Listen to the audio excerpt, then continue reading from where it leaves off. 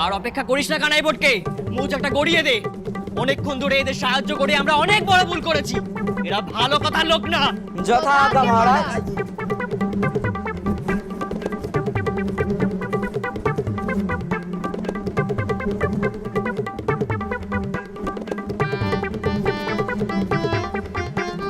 খবরদার! তোমাদের গুলতি চলার আগে আমার বন্দুকের গুলি চলবে।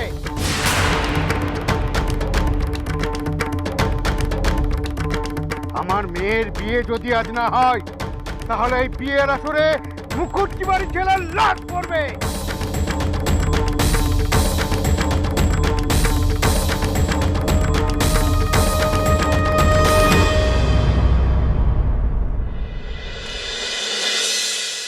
ওদিকে আমার ছেলেটাকে নিয়ে ওরা যা ইচ্ছে তাই করছে,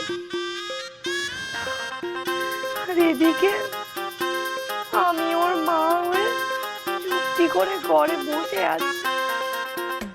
তখন থেকে আমাকে দেখতে আসার সময় পর্যন্ত কেউ পেলেনি। সকাল থেকে ডাবের শরবত ছাড়া কিচ্ছুটি খেতে পর্যন্ত দিলেনে আমার।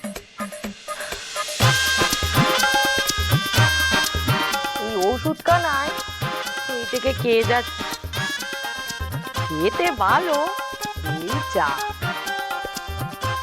ব্যাং ব্যাঙে পড়ে আছিস, তবু তো নোলা গেল না সুধা। ও দিদি, তুমি এসো। ধর, দাও দাও দাও। শিশি থেকে কি কাজ ছিল রে সুধা? পায়ে ব্যথার ওষুধ গো, ওই নতুন বউ দিয়ে গেছিলে না, ওই ওষুধটাই কাটছিলেন। আর ওই ওষুধ কানা খেয়ে আমার ব্যথাটা একটু কম আছে জানো দিদি। তা ভালো, তবে এই কথা আবার উপযাচক হয়ে নতুন বউরে কইতে যেও না। জানলে তো বাড়ি শুদ্ধ লোক তার একবারে মাথায় তুলে নাচবে।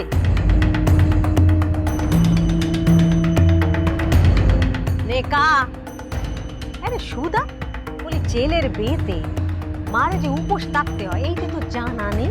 কিসের উপোস? হ্যাঁ, কিসের উপোস? এই উপোস নিকুচি করেছে। আচ্ছা, যে বিয়ে কানা আমি মানি নে, তার জন্য উপোস করতে যাব আমি কোন দুঃখে? মানিস আর না মানিস, ছেলের বিয়ে হচ্ছে সুধা। তো ছেলে বিয়ে করতে বেড়ে গেছে, জাগিয়ে দেখ এতক্ষণে তার বিয়ে হয়েও গেছে। তাই বলি কি, এই বেলা বেকার মেনে নেই না, বিয়েটা করে মানতেই হবে সুধা। জামাই যা করেছে, তারপর ছেলের বিয়ে দিয়ে এই ঝামেলা যে চুকানো যাচ্ছে, এইটাই আমাদের বাপের ভাগ্য। আচ্ছা দিদি, একখানা কথা বলো দেখি, ওর অন্যায়ের জন্য আমার ছেলের কপাল কেন পুড়বে বলো গা? আচ্ছা শোন, মার সাথে তো কথা হলো, মা কইলে আমার ওরা গরিব হলেও বামুন গড়, রাজবংশ, তোর তো কপাল ভালো রে। নাটির ডগায় মেলেচ্ছ গড়ের মেয়ে গড়ে আনতে হচ্ছে নে। আমার ভালো তোমাদের দেখতে হবে না কাউকে। আমি কত আশা করেছিলাম আমার ছেলের বিয়েতে কারি কারি পণ নেব, রাজার ধনের ভাগ পাবো। সেখানে কিনা দাদার জন্যে আমার ছেলের বিয়েতে হাতে হারিকেন ছাড়া আর কিচ্ছুটি জুটলো নে। করে জুটবে জামাই, সে তো টাকা আগেই সব আত্মসাৎ করেছে। এখন দাদারে দুষলে তার দোষ কিছু কম হবে না। তার চাইতে তোরে বারবার কইছি আমি, বিয়ে কান মেনে নে, তোরই মঙ্গল হবে।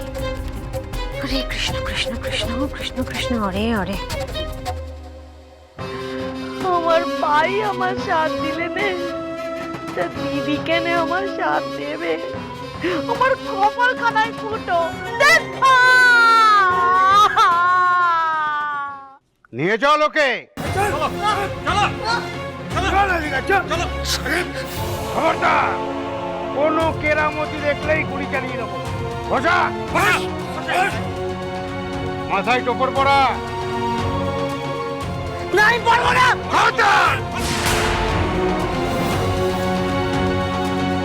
এটা তুমি ভুল করছো বিভূতি খুড়ো। এর জন্য পরে তোমাকে পস্তাতে হবে। পরে যা হয় দেখা যাবে, আগে মেয়েটাকে তো উদ্ধার করি।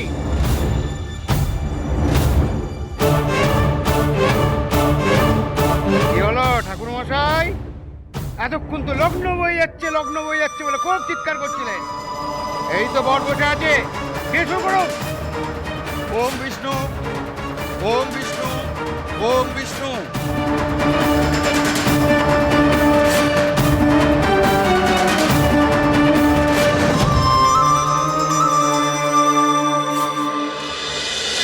ও দিদি, যাক, বিয়ে যখন শুরু হচ্ছে আমি একটু নিশ্চিন্তি হলাম।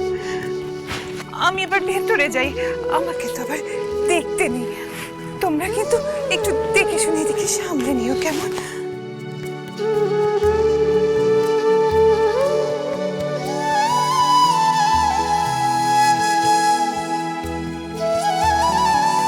এদের সাথে বলে পারবো না, ছল করেই হারাতে হবে।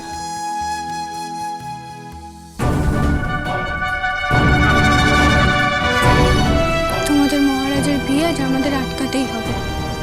যা বলছি মন দিয়ে শোনো।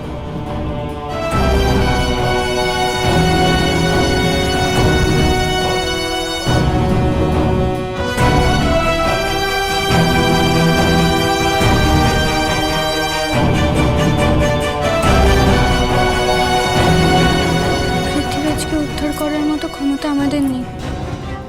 আর বিভূতি খুড়োরা যা শুরু করেছে, ওদের সাথে পেরে উঠতে পারবো না আমরা। আর ওদের সাথে লড়াই করার জন্য ওদের চেয়েও বুদ্ধিমান কাউকে দরকার। বাবা থাকলে না আলাদা ব্যাপার হতো, কিন্তু উনি তো আর আসতে পারবেন না। তাই এই বুদ্ধি দিয়ে এগিয়ে যেতে হবে আমাদের। আচ্ছা বৌরান।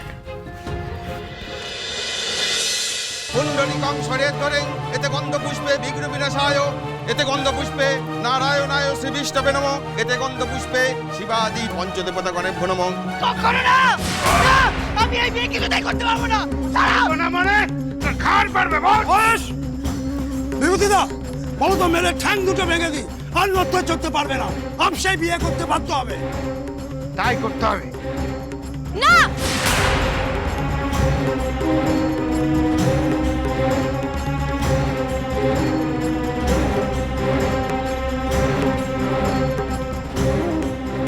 এই বিয়ে হবে।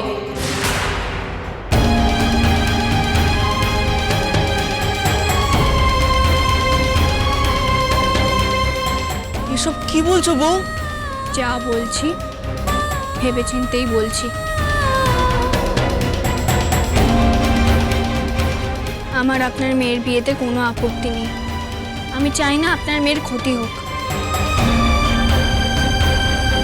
আমি আপনাকে কথা দিচ্ছি, এই বিয়ের পর আমি বর্তিদির মতো ওকে আগলে রাখবো।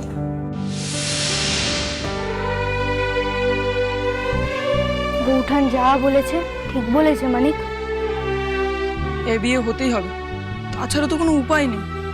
আমরা এই দৃশ্য চোখে দেখতে পারবো না মানিক, আমরা আসছি। এই এই তোরা না আমার মন্ত্রী, সেনাপতি, সামন্ত, তোরা আমাকে এরকম বিপদে ফেলে চলে যাবি?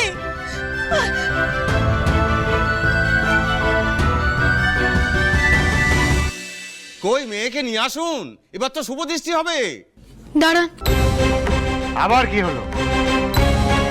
এই বিয়ে শুরু হওয়ার আগে আমি আমার স্বামীর পায়ে প্রণাম করে তার আশীর্বাদ নিতে চাই।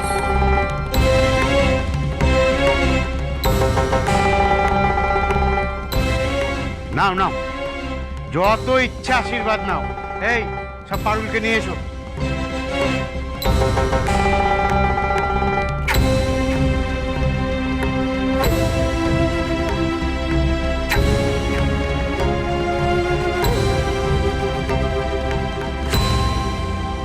তোমার পৃথ্বীরাজকে তুমি ভাগ করে দিতে পারলে বউ? শ্রীমান পৃথ্বীরাজ।